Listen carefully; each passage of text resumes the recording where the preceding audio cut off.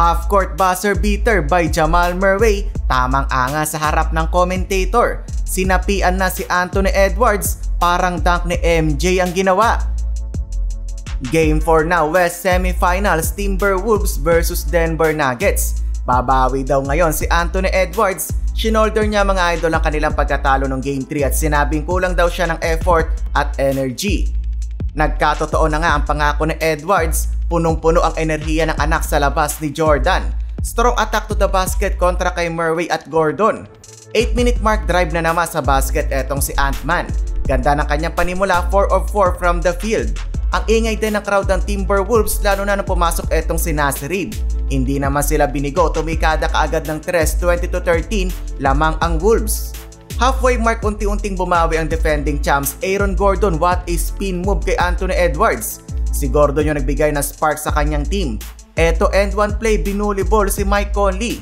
Kung anong ganda na simula ng home team, siya na masama ng kanilang ending. 4 na minutong nag-scoring drought mga idol na foul trouble kasi etong si Edwards na may 2 personal foul kaagad.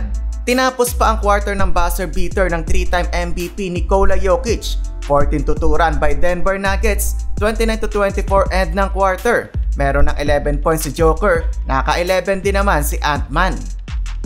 Second quarter, nagagawa na ng Denver ang kanilang gustong gawin sa opensa. 26-4 run ang ginawa ng defending champion.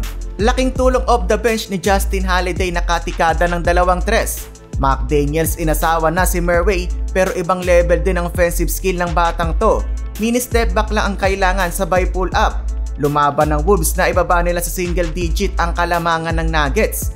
Anthony Edwards kaliwat kanan na ang reverse layup.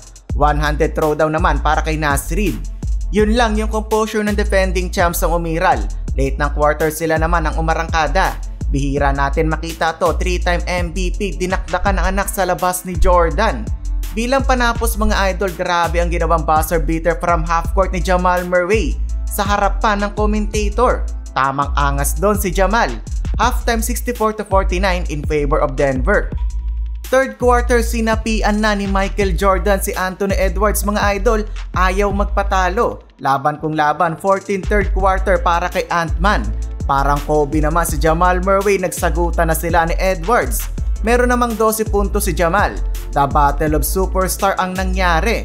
Parang dunk talaga ni MJ ang ginawa ni Edwards. 90-79 lamang pa din ng Denver. Fourth quarter mga idol, naging down to the wire ang laban. Rudy Gobert ginawang hagdanan si The Joker. Naibaba sa 7 ng Wolves ang kalamangan pero naselyuhan pa din ng Denver ang panalo. Final score mga idol, 115-107, tabla na ang serye.